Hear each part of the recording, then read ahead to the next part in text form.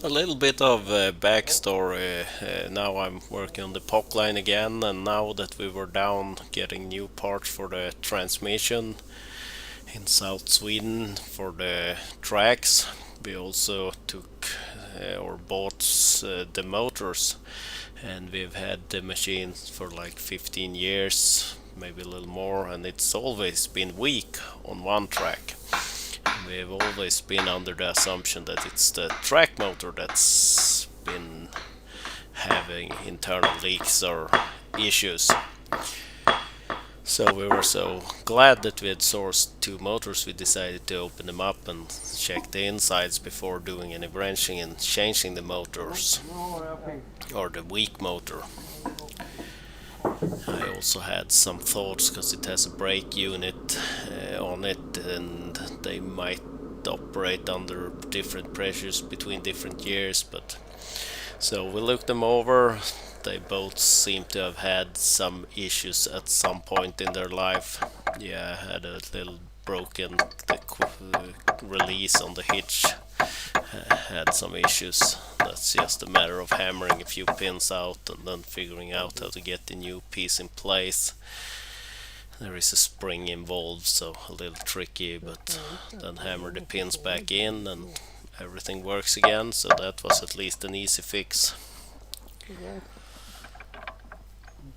Back to the, yeah, remove some snow from the bucket, big sledgehammer helps.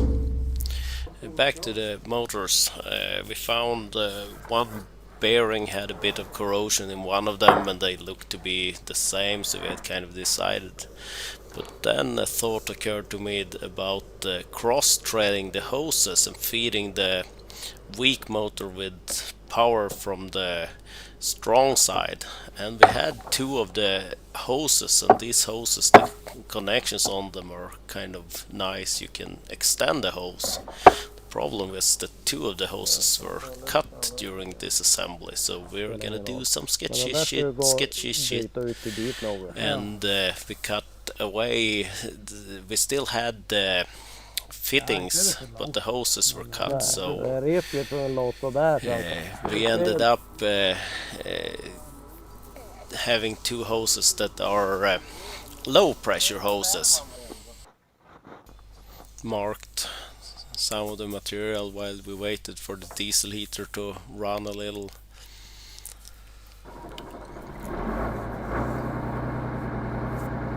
And it was fired up. We just moved it here out of the way and did some preliminary testing to test the strength of each of the motors in different modes.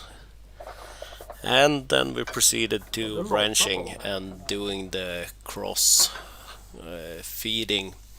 And here we had the weak hoses with the just hose clamps holding them in place, but we figured we wouldn't activate that side and hope that they would survive. Then we could extend one side, feeding the strong side over to the weak motor. And that went on there without too much trouble.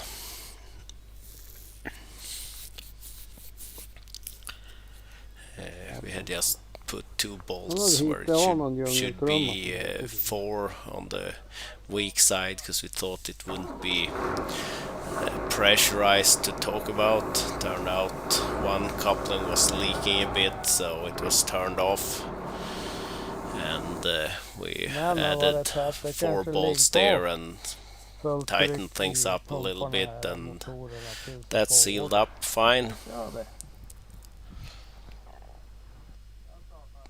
So it was started again. I turned the machine over, got the weak side, as we have called it, up in the air and moved it around a little to ensure there wasn't air in the system, or that it wasn't something that could damage the testing. So I was able to get it down, and it's a lot stronger, but it does pressurize the low pressure hoses a bit also, so the sketchy shit didn't, that blew a hose. So quick turn off, and that ruined it. But the test was successful. We managed to confirm that the motor is not the fault, so glad we didn't do all the wrenching of changing that one out just to figure out that's not the issue. So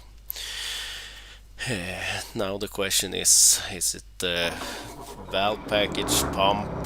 Because it has like 4 banks, but I don't think it's the pump. I'd rather think it's the valve for it, or the swivel joint barrel distributor. I'm not sure what it's called. The turning point in the middle. So the problem remains without the real solution. Well, maybe I'll figure it out in the future and can share with YouTube and the rest of the world.